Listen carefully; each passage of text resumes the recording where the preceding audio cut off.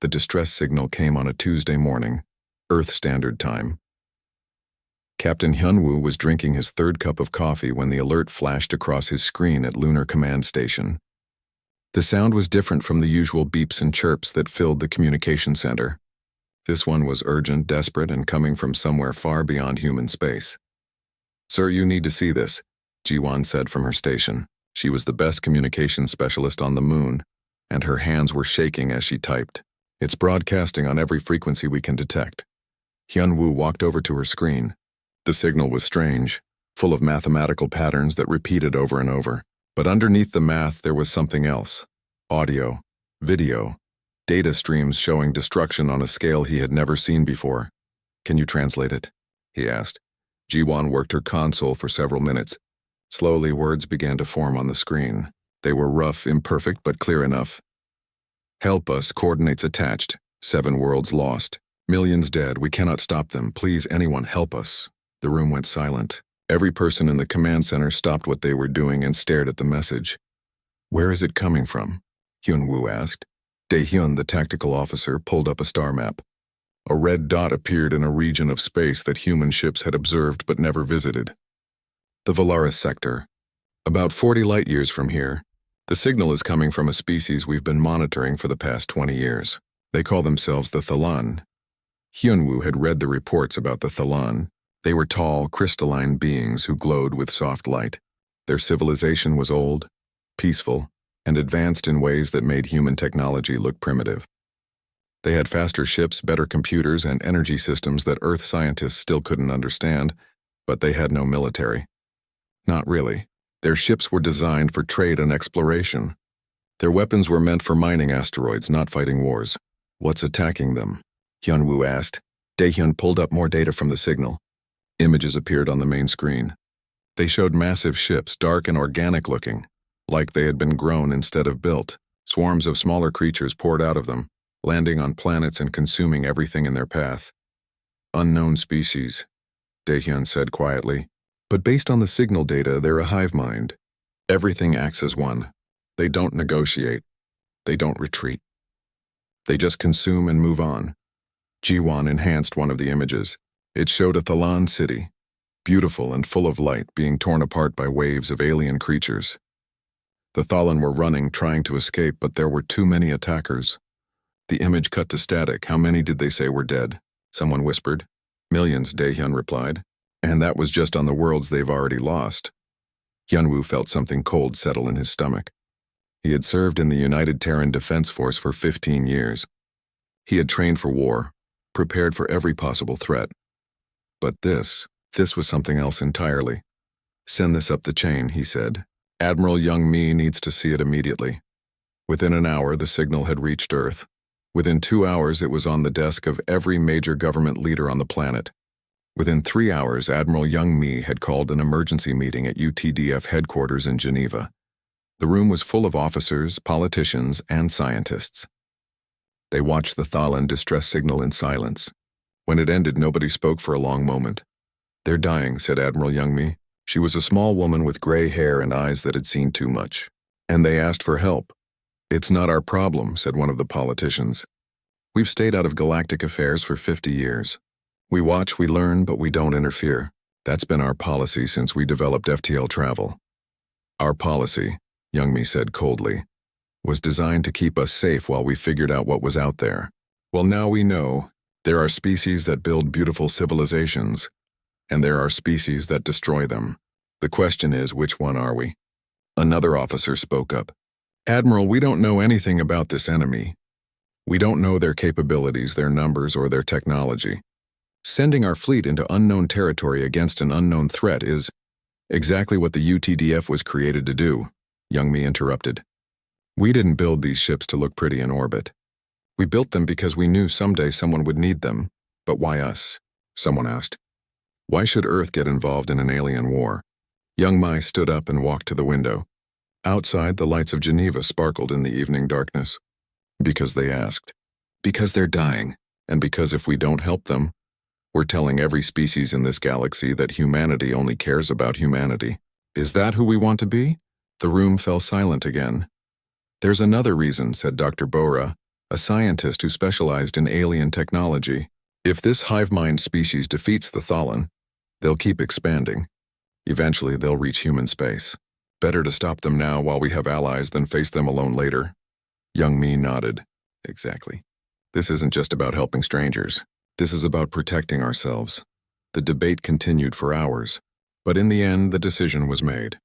Earth would respond to the distress signal. The UTDF would mobilize its fleet. The orders went out that night. Every military base on Earth, Mars, and the outer colonies received the same message: prepare for deployment. This was not a drill. This was not an exercise. This was war. Captain Hyunwoo watched from Lunar Command as the ships began to gather. They came from Earth orbit, from the asteroid belt, from the far reaches of the solar system. Destroyers and cruisers, carriers and battleships, support vessels and troop transports. Humanity had been building this fleet for decades, always preparing, always planning for a threat that might never come. Now that threat was here. Within 72 hours, the fleet was ready. 340 warships, 89 support vessels, 50,000 Marines led by Commander Jae Sung. It was the largest military force humanity had ever assembled. Admiral Young Mi stood on the bridge of the flagship, a massive battleship called the Defender of Earth. Around her, officers worked at their stations, preparing for the jump to faster-than-light speed. All ships report ready, Admiral, said the communications officer. Young Mai looked at the screen showing the distant Valaris sector. Somewhere out there, the Thalan were fighting for survival. Somewhere out there, an enemy that thought it was unstoppable was about to learn a hard lesson. Humanity had been quiet for 50 years, watching, learning, preparing. The galaxy thought Earth was just another peaceful world, content to stay in its own corner of space. The galaxy was wrong. All ships, Young Mi said clearly, jump to light speed. Let's go help our new friends. The fleet vanished in flashes of light, racing toward a war that would change everything. Behind them, Earth kept spinning in the darkness, quiet, peaceful, waiting. But anyone who looked closely might have noticed something. The shipyards were already building more vessels. The factories were already producing more weapons. The training facilities were already preparing more soldiers, because Earth had learned a long time ago that peace was not the absence of war. Peace was being so prepared for war that nobody dared to start one. And now the galaxy was about to understand what that meant. The human fleet dropped out of faster-than-light travel at the edge of the Corvus 3 system. Alarms immediately started blaring across every ship. "Contact!" shouted the sensor officer on the Defender of Earth. Multiple alien vessels detected, reading Thalan energy signatures and unknown hostiles. Admiral Youngmi leaned forward in her command chair. On the main screen, she could see the battle happening in orbit around a beautiful blue planet. Thalan ships, elegant and glowing with soft light, were retreating from dark, organic-looking vessels that moved like a swarm of insects. "How many Thalan ships?" she asked. 15, ma'am.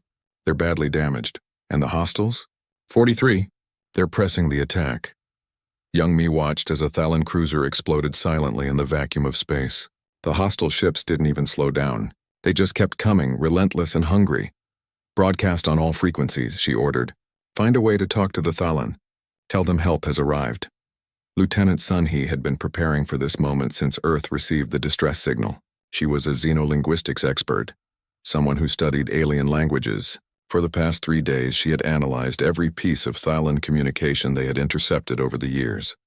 Her fingers flew across her console as she built a message using mathematical patterns, prime numbers, basic geometry, universal concepts that any intelligent species would understand. Then carefully she added a simple statement. "We received your signal. We are here to help," the message transmitted. For several long seconds, nothing happened. Then a voice came through the speakers. It was melodic, beautiful, but full of desperation. "This is Commander Velis of the Thalan Confederation flagship, Luminous Dawn. Unknown vessels, please identify. Are you the ones who responded to our distress call?" Sun Hee quickly worked to translate and respond. "This is the United Terran Defense Force from the planet Earth. We received your distress signal. We are here to help you fight." There was a pause. Then Velis said something that sounded like shock. "Terran, Earth? We do not know this species. We have never encountered you before. We've been watching and learning. Young Mi cut in, taking over the communication. We know who you are, Commander Velis. We know what's attacking you, and we're here to stop them. But how did you... There is no time for questions. The Ravix are overwhelming us. We must retreat or be destroyed. Negative, Young Mi said firmly. Hold your position. We'll handle the hostiles. You do not understand. The Ravix do not stop. They do not fear. They cannot be reasoned with. You should flee while you... Young Mi cut her off. Commander Velis, we didn't travel 40 light years to run away. Watch and learn. All ships, battle formation Delta. Target the hostile vessels. Fire at will. The human fleet moved forward like a wave of steel and purpose. The Ravix ships, sensing new prey, turned their attention toward these unknown vessels. They made a fatal mistake. Captain Tai Yang commanded the destroyer Soul's Hammer, positioned at the front of the human formation. His weapons officer had already locked onto 12 Ravix scout ships approaching their position. Weapons free, Tai Yang said calmly. The destroyer's railguns opened fire. Metal slugs, accelerated to a fraction of light speed, tore through the Ravix ships like paper. Missiles followed, each one guided by advanced targeting systems that had been refined through centuries of human warfare. Laser batteries added their fire, cutting through organic armor that had never been designed to face such concentrated violence. 47 seconds after the engagement began, all 12 Ravix ships were debris. Across the human fleet, the same scene repeated itself. Destroyers and cruisers opened fire with weapons that were efficient, brutal, and terrifyingly effective. The Ravix, who had terrorized the Thalen for weeks, suddenly found themselves facing an enemy that fought back with overwhelming force. On the luminous dawn, Commander Velis and her science officer Prin watched their sensors in disbelief. That's impossible, Prin whispered. No species fights with such precision, such violence. What are these humans? Velis couldn't answer. She had spent her entire life believing that advanced civilizations grew beyond warfare, that intelligence and peace went hand in hand. The humans were clearly advanced, their ships proved that. But they fought like nothing she had ever seen. Commander Velis, came Admiral Young Mi's voice. The immediate threat is neutralized. We need to talk strategy. May we send a shuttle to your ship for a face-to-face meeting? Velis hesitated. These humans had just saved her fleet, but they had also demonstrated a capacity for violence that terrified her. Yes, she finally said. You may come aboard. An hour later, Admiral Young Mi, Captain Hyunwoo, and Lieutenant Sun Hee stood in the conference room of the luminous dawn. It was beautiful, all flowing curves and soft light. So different from the hard angles and harsh lighting of human ships. Commander Velis entered the room, and both species got their first real look at each other. Velis was tall and slender, her crystalline body glowing with gentle blue light. She moved with grace, and her large eyes showed intelligence and curiosity. To her, the humans looked strange, short compared to her people, with soft skin instead of crystal and eyes that seemed to look right through her. They reminded her of predators. Thank you for responding to our distress signal, Velis said, her voice translated by the computers. You saved my fleet. But I must ask, what species are you? Why have we never encountered you before? Young Mi sat down at the table. We've been in this region of space for about 50 years. We can travel faster than light, but we chose to stay quiet. We watched other species, learned about them, but didn't make contact. Why not? Because we wanted to understand what was out there before we announced ourselves. We're a careful species, Commander. We learn from our mistakes. Prin, the science officer, spoke up. What kind of mistakes? Young Mi's expression darkened. We nearly destroyed ourselves. Many times. Wars, weapons, conflicts that almost ended our entire species. We learned the hard way that the most dangerous enemy we faced was ourselves. So when we finally reached the stars, we decided to be smarter about it. Velis was quiet for a moment. You come from a world of war. Yes, Young Mi admitted. But we also come from a world that learned peace. Not because we're naturally peaceful, but because we chose to be. Hyunwoo leaned forward. Commander, we need tactical information. Tell us everything you know about the Ravix. Their numbers, their weapons, their strategy. We need to understand what we're fighting. Velis looked confused. Tactical information, strategy? These are not concepts we use often. The Thailand Confederation has not fought a war in 3,000 years. Then how do you defend yourselves? We negotiate, we trade. We find peaceful solutions. Our ships have weapons, but only for mining asteroids or defending against pirates. We never imagined we would face something like the Ravix. Young Mi exchanged a look with Hyunwoo. Commander, you're telling me that you have no military doctrine? No battle strategies?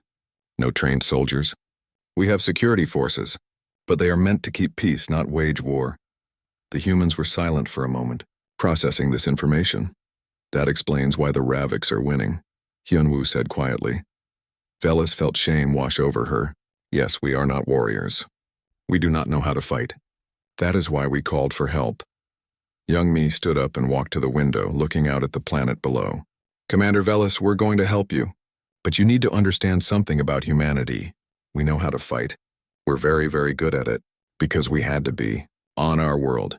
Everything fought everything else for millions of years. We evolved to survive in a place where death was everywhere. And when we became intelligent, we turned that survival instinct into an art form. You speak of war as if it were a skill to be proud of, Velis said. Not proud, Young Mi corrected, but not ashamed either. War is terrible. It's the worst thing we can do.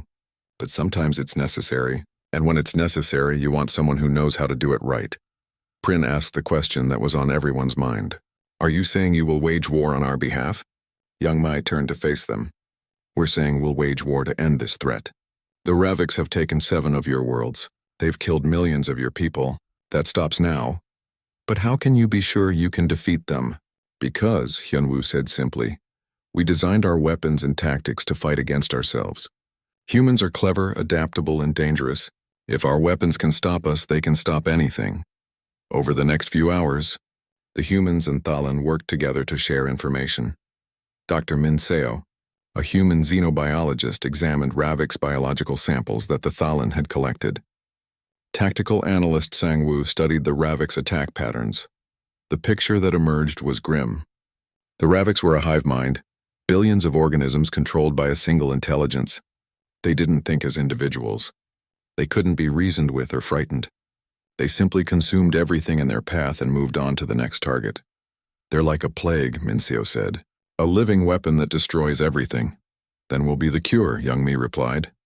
She turned to Commander Velis. We're going to take the fight to them. We're going to liberate your captured worlds, and we're going to make sure the Ravix never threaten anyone again. Velis wanted to believe her, but she had seen the Ravix swarm over world after world. The human fleet arrived at Meridax 3 days after the first contact with the Thalan.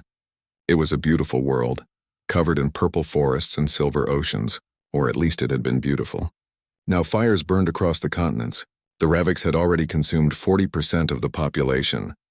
230 Ravix ships in orbit, reported the censor officer, ground forces covering every major city. Admiral Young Mi studied the tactical display. The Ravix had positioned themselves exactly as her analysts predicted. They formed a swarm pattern, relying on overwhelming numbers rather than strategic positioning. It was effective against species like the Thalan, who had no military training.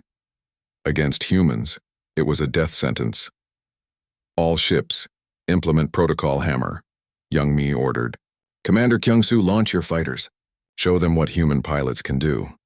On the carrier Incheon's Pride, Commander Kyung-soo gave the order. The hangar bays opened and 300 fighters streamed out like angry wasps. Each pilot had trained for thousands of hours in simulations based on every type of combat humanity had ever recorded. They knew tactics from ancient Earth wars, from space battles, from every conflict that had ever been studied. The Ravix had numbers. Humans had knowledge. The fighters moved in coordinated packs, never attacking alone. They used feint and strike patterns, drawing Ravix ships out of position and then hitting them from unexpected angles. They communicated constantly, sharing targeting data and adjusting their tactics in real time. Each pilot fought as an individual, but they moved together like a single organism. The Ravix had never faced anything like it. In the first 10 minutes, 80 Ravix ships were destroyed. The human fleet hadn't lost a single fighter. Push forward, Young Mi commanded. All capital ships fire at will. The battleships and cruisers opened up with their main weapons. Railguns fired metal slugs that punched through Ravix organic armor. Missiles exploded in brilliant flashes, each one carrying warheads designed for maximum damage.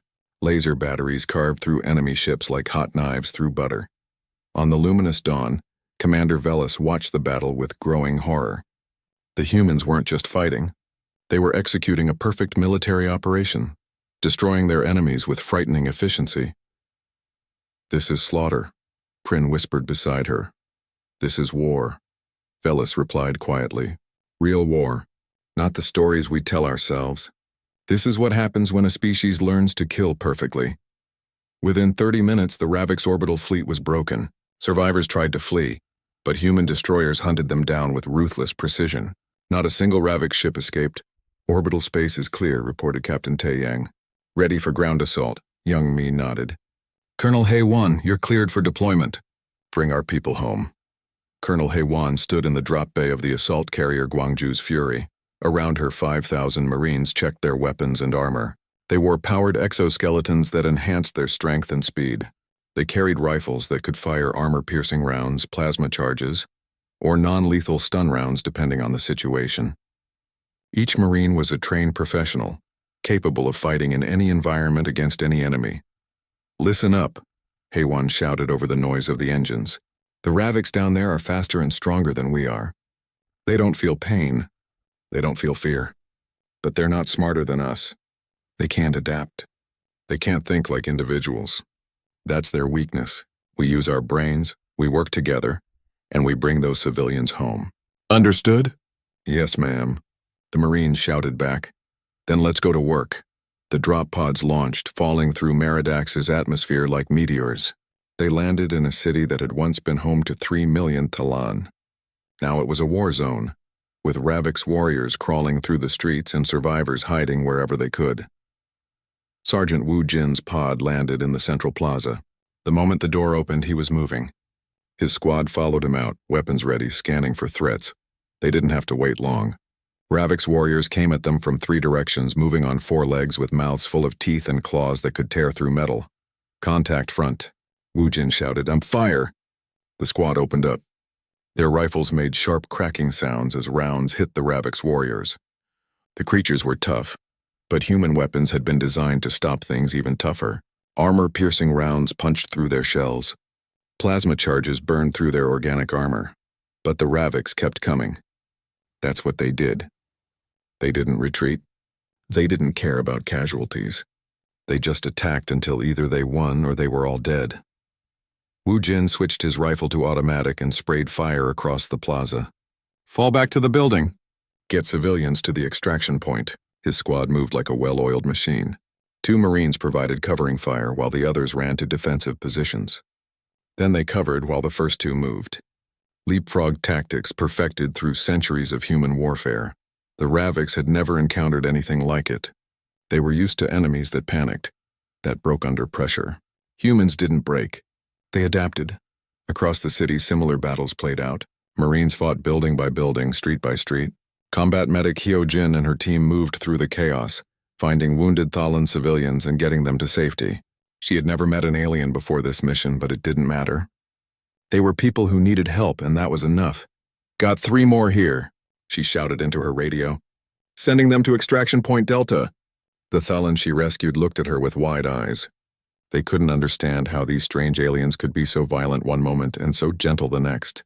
Hyojin gave them water and checked them for injuries with the same care she would give to humans. "You're going to be okay," she said, even though they probably couldn't understand her words. They understood her tone, though. Kindness transcends language. In orbit, Dr. Mincio was analyzing tissue samples from dead Ravix warriors. She worked alongside Thalan scientists who were still struggling to process what they were seeing. "The Ravix biological structure is fascinating," she said, looking at the data. "They're not individuals. Each warrior is just a cell in a larger organism. They share sensory information through some kind of neural link. That's how they coordinate so perfectly.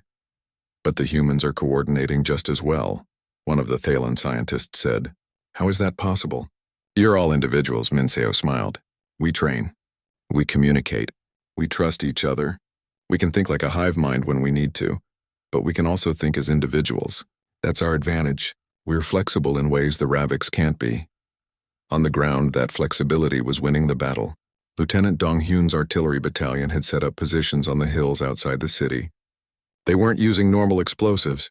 They were using thermobaric weapons, fuel air bombs that created massive pressure waves capable of clearing entire areas. Target the Ravix concentration in Sector 7, he ordered. Fire when ready, the artillery fired.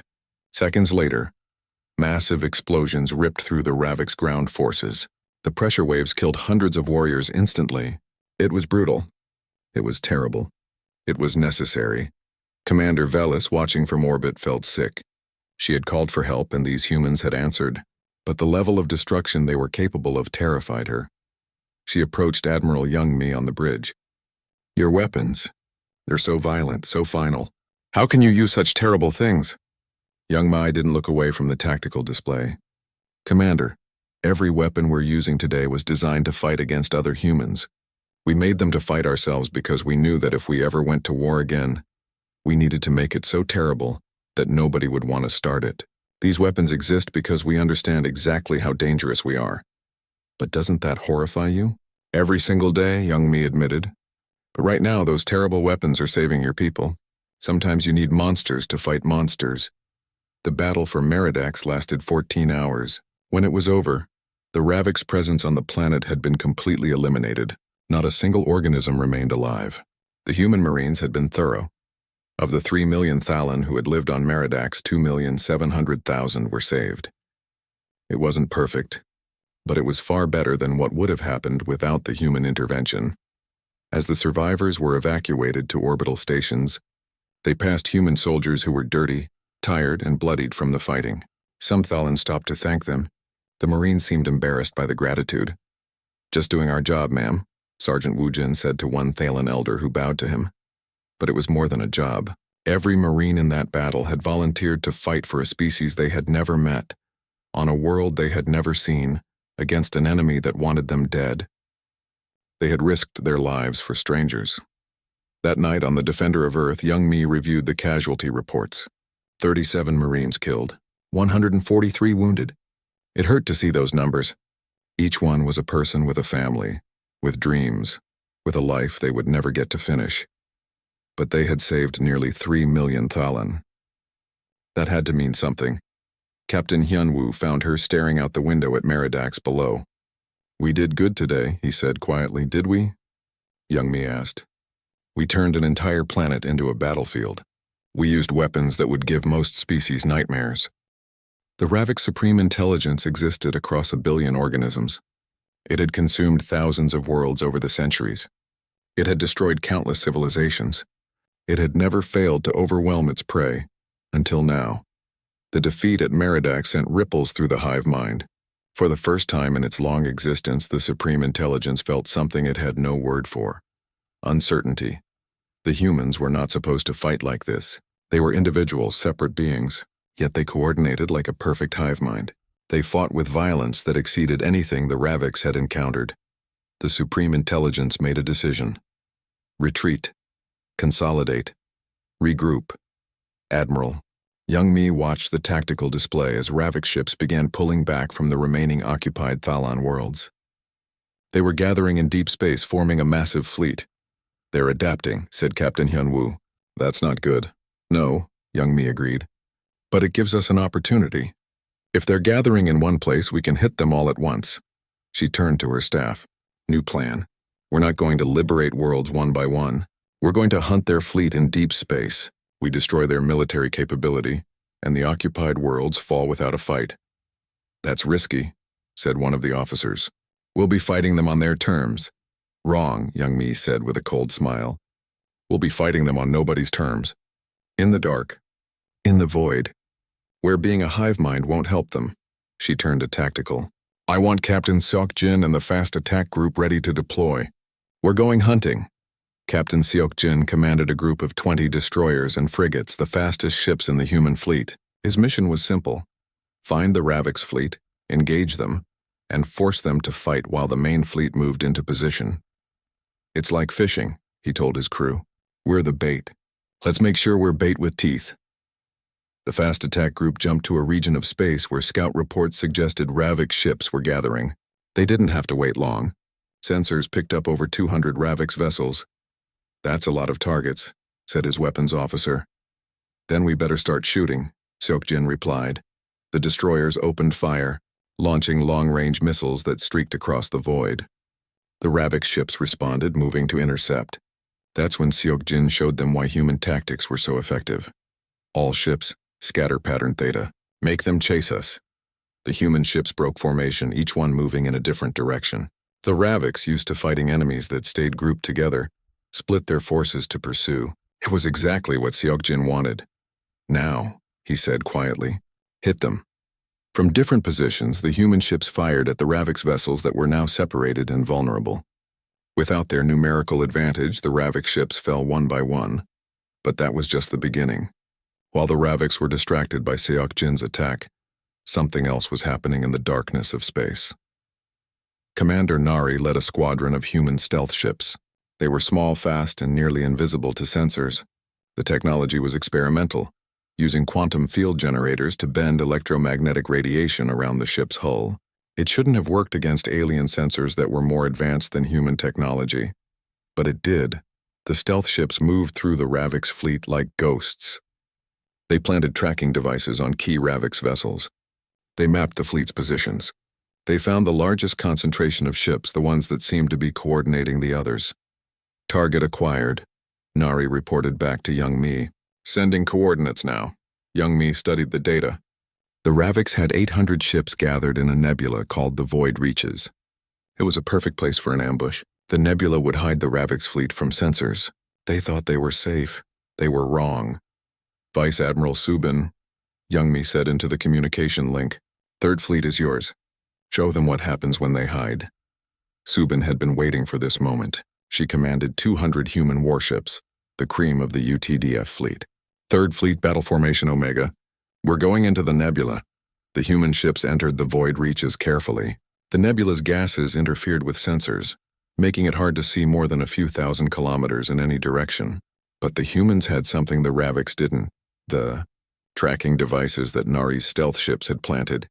They knew exactly where the enemy was. The battle that followed would be studied in military academies for generations. The Ravix had numbers. 800 ships against 200. By any reasonable calculation, they should have won. But war isn't about numbers. It's about knowing how to use what you have. Captain Dae-hyun, serving as Subin's tactical officer, directed the human fleet with precision. Ships moved in three-dimensional patterns that seemed impossible. They used the nebula gases as cover. They struck from unexpected angles. They never stayed in one place long enough for the Ravix to concentrate their fire. Target clusters Alpha through Gamma, Dae-hyun ordered. Fire on my mark. 3, 2, 1 mark. Railguns fired. Missiles launched. Lasers cut through the nebula gases. 40 Ravix ships died in the first volley. The Ravix tried to respond, but they were fighting blind. The nebula that was supposed to protect them was now their prison. They couldn't coordinate effectively. They couldn't find all the human ships. And the humans were everywhere and nowhere, striking and vanishing like angry spirits. Then the carrier Busan's Defiance took a hit. Multiple Ravix ships had concentrated their fire on it by pure luck, overwhelming its shields. The ship's hull cracked open. Life support failed in 3 sections. Commander Jun Seo, the ship's captain, looked at the damage reports. His ship was dying. His crew was dying. He could order evacuation, save most of his people. Instead, he made a different choice. "All hands, this is the captain," he said over the ship-wide communication. "We're not dead yet. Helm, set collision course for the Ravix flagship. Engineering, I need every last bit of power to the engines." "Sir," said his executive officer, "we could evacuate. We could save. The crew of the Defiance doesn't run," Jun Seo said firmly. "Anyone who wants to leave, get to the escape pods now. Everyone else, we're going to make this count." Not a single person left their station. The Busan's Defiance, broken and burning, accelerated toward the largest Ravix ship in the nebula. The Ravix tried to shoot it down, but the carrier's armor, designed to protect against the worst weapons humanity could create, held just long enough. The impact was like a small star being born. The carrier and the Ravix flagship both exploded in a brilliant flash that lit up the entire nebula. The Ravix Supreme Intelligence felt the death of that portion of itself like a physical wound. A significant part of its consciousness was simply gone, destroyed in an instant by creatures that were willing to die to hurt it. For the first time, the Supreme Intelligence understood fear. Back on the Defender of Earth, Dr. Mincia was monitoring the Ravix neural signals that her equipment could detect. She saw something that made her stop and stare at her screen. Admiral, she said slowly, I'm detecting unusual patterns in the Ravik's communication frequencies. It's hard to describe. Chaotic, disorganized, what does that mean? I think they're panicking. A hive mind shouldn't be able to panic, but the humans are doing something the Raviks can't understand. We fight like a hive mind with perfect coordination, but we also fight like individuals with creativity and initiative. It's breaking their ability to predict and respond. Young Mi leaned back in her chair. So we're confusing them to death? In a way, yes. They evolved to fight individuals and to fight other hive minds, but we're both in neither. We're something they have no frame of reference for. The battle in the void reaches lasted 6 hours. When it was over, the Ravik's fleet was shattered. Of their 800 ships, less than 50 escaped. The human Third Fleet had lost 23 ships, including the Busan's Defiance. The cost was high. But the victory was complete, all across human space. News of Commander Junseo's sacrifice spread. His name became legend. Ships were named after him. Songs were written about the crew of the Defiance who chose to fight rather than flee. But young Mi looked at the casualty reports and felt only sadness. Another 4,000 people dead. 4,000 lives ended fighting a war that wasn't even their war. They died saving strangers, Yunwoo said quietly beside her. I know, young Mi replied. I just hope it was worth it. On the luminous dawn, Commander Velis was having similar thoughts. She had watched the battle through sensor feeds. She had seen the Busan's Defiance make its final run. She had seen humans willingly sacrifice themselves to protect a species they barely knew. I do not understand them, she said to Prin. They are capable of such terrible violence, but also such incredible compassion. How can both exist in the same species? Prin had been studying human history since they arrived. I think that's exactly why they're so dangerous. They understand both destruction and creation. They know how to kill, and they know why they shouldn't. When they choose to fight, it's because they believe it's necessary, and that makes them unstoppable. In the darkness of space, the remnants of the Ravik's fleet fled toward their last stronghold. The Supreme Intelligence, now diminished and afraid, tried to understand what had happened. The humans were predators. That much was clear. But they were predators who could choose not to kill. They were warriors who fought for others. They were individuals who could think like a single mind.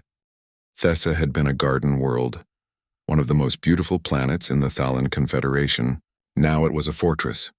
The Raviks had transformed it into their final stronghold, covering the surface with organic structures that pulsed with dark life, and they had 3 million Thalan hostages. Admiral Young Mi stood in the war room, staring at the holographic display of Thessa. The Raviks had done something clever and cruel. They had integrated the Thalan civilians into their biological infrastructure, using them as living shields. Any attack on the Raviks' positions would kill thousands of hostages. This is an impossible situation, said Commander Velis, who had joined the human command staff. If you attack, you kill my people. If you don't attack, the Raviks keep them forever. There has to be another way, said Captain Hyunwoo. Major Yoonji had been working on exactly that problem for the past 18 hours. She was a specialist in complex military operations, someone who thought about problems that seemed impossible. There might be, she said, pulling up a new display. The Raviks coordinate through neural signals, right? Dr. Minseo, you've been studying their communication system. Minseo nodded, exhausted from days of work. Yes. They use a specific electromagnetic frequency to maintain the hive-mind connection. It's incredibly complex, but I think I understand the basic structure. Can we disrupt it? Yoonji asked. Theoretically, if we hit them with an electromagnetic pulse tuned to their exact frequency, we could stun the hive mind without killing the organisms. It would be like putting them to sleep temporarily. How temporarily? Maybe 70 seconds. Maybe less, Yoonji smiled. That's all we need. We hit them with the pulse, the Raviks go quiet, and we have 70 seconds to extract the hostages before they wake up. That's insane, said one of the other officers. We'd need to land 12,000 Marines, find 3 million scattered hostages, and evacuate them all in 70 seconds. Yes, Yoonji agreed. It's insane. It's also the only chance those people have. Young Mai looked around the room. Every face showed doubt, but they also showed determination. Can we do this? I don't know, Hyunwoo admitted. But we have to try. Commander Velis felt tears forming in her crystalline eyes. These humans were willing to risk everything for her people. Why? She asked. Why would you attempt something so dangerous? Young Mi looked at her. Because they asked for help. Because they're people who don't deserve to die. And because if we don't try, we'll spend the rest of our lives wondering if we could have saved them. The plan came together over the next 24 hours. It would require perfect timing, flawless execution, and a lot of luck. Lieutenant Commander Jiwoo would coordinate the electromagnetic pulse from orbit. Colonel Haewon would lead the ground assault. Combat Medic Hyojin would command the medical teams, and Lieutenant Yeonsu would organize the evacuation. Every single person involved knew they might die trying. None of them hesitated. The human fleet moved into position around Thessa. The Ravix detected them and prepared for battle. They didn't know about the plan. They couldn't imagine that the humans would try something so desperate. All teams. Status report, said Haewon. From the lead assault ship. Medical teams ready, reported. Hyojin. Evacuation transports in position, confirmed. Yeonsu EMP system charged and locked on target, said Jiwoo. Haewon looked at her. 12,000 Marines. They wore the best armor humanity could build. They carried weapons designed for precision, not destruction. Every single one had volunteered for this mission. Remember, she told them, we're not going down there to kill. We're going down there to save. Find the hostages. Get them to the extraction points. We only fight if we have to. Admiral Youngmi gave the order. All units begin Operation Severance. The assault ships dropped toward Thessa's surface. At the same moment, Jiwoo activated the electromagnetic pulse system. Massive amounts of energy poured out from the fleet's specialized transmitters, all tuned to the exact frequency the Ravix used for their neural link. On the planet's surface, every Ravix organism suddenly went still. The hive-mind connection broke. For the first time in their existence, the individual organisms were alone in their own minds. Go, go, go, Haewon shouted. The assault ships landed. Marines poured out, scanning for hostages. They found Thalan civilians everywhere. Some integrated into Ravix structures. Some held in organic cages. Some just standing frozen in shock. Sergeant Wu Jin and his squad ran through a Ravix compound, cutting through the organic material that held Thalan prisoners. We're here to help. Follow us to the transport ships. The Thalan were confused and terrified, but they followed. The Marines guided them through the chaos, protecting them from falling debris and navigating the alien landscape. 60 seconds left. Jiwoo's voice came through everyone's radio. Hyojin worked frantically in a medical compound, checking Thalan civilians who had been injured or infected with Ravix biological material. This one needs immediate treatment. Get her to the medical ship. These 3 are stable. Send them to the main transports. 45 seconds. Lieutenant Yeonsu coordinated hundreds of transport ships, each one landing just long enough to load refugees and then lifting off again. It was like a perfectly choreographed dance with lives hanging in the balance. 30 seconds. Wu Jin's squad found a group of 200 Thalan children in an underground chamber. We've got kids here. Need immediate extraction at coordinates Delta 7. A transport ship diverted, landing in a small clearing. The Marines helped the children aboard, moving as fast as they could while being gentle. 20 seconds. Not all the Marines were evacuating people. Captain Hyunwoo had led a strike team deep into the Ravix compound, following the strongest neural signals. They were looking for the heart of the Supreme Intelligence. 15 seconds, they found it in a massive chamber. The Supreme Intelligence's primary node was a huge, pulsing mass of organic material, connected to thousands of other organisms. It was beautiful and horrible at the same time. Hyunwoo approached it cautiously. His translator device picked up faint signals. The Supreme Intelligence was trying to communicate. 10 seconds. What are you? The signals formed into words. How can you fight like us but think like individuals? What kind of species are you? Hyunwoo looked at the massive organism that had caused so much death. He thought about all the worlds it had consumed, all the lives it had destroyed, and he thought about why humanity had come here. We come from Earth, he said, a world where everything fought everything else. Where we were prey, then predators, then something worse. We learned to kill perfectly. But we also learned why we shouldn't. You made it necessary. 5 seconds. We surrender, the Supreme Intelligence said. We will accept any terms. Just stop, please. For the first time in its existence, the Ravix hive mind was begging for mercy. 3 seconds. Admiral, Hyunwoo said into his radio. The Supreme Intelligence is offering surrender. I need more time to... 1 second. The electromagnetic pulse ended. The Ravix organisms began to wake up. On the surface, the last few transports lifted off, carrying the final groups of refugees. "All teams report," ordered Hay-1. The responses came in quickly. Most Marines had made it back to their ships. Most hostages had been evacuated, but not all. "We're still counting," said Yansu. "But initial numbers suggest we rescued about 82 million out of 3 million hostages. 82 million. It wasn't perfect, but it was a miracle. The Ravix Supreme Intelligence kept its word. It ordered all remaining forces to stand down. The hostages who hadn't been evacuated in the first wave were released unharmed. The Ravix withdrew to designated areas and waited for human terms. Admiral Youngmi's terms were simple. The Ravix would relocate to a region of space far from any inhabited worlds. They would be monitored by human ships. Any act of aggression would result in their complete destruction. The Supreme Intelligence accepted without argument. The war was over. Commander Velis stood on the bridge of the luminous dawn, watching as Thalan refugees were reunited with their families. She had called for help, and these strange humans had answered. They had saved her people at great cost to themselves. "I owe you an apology," she said to Admiral Youngmi, who stood beside her. "For what?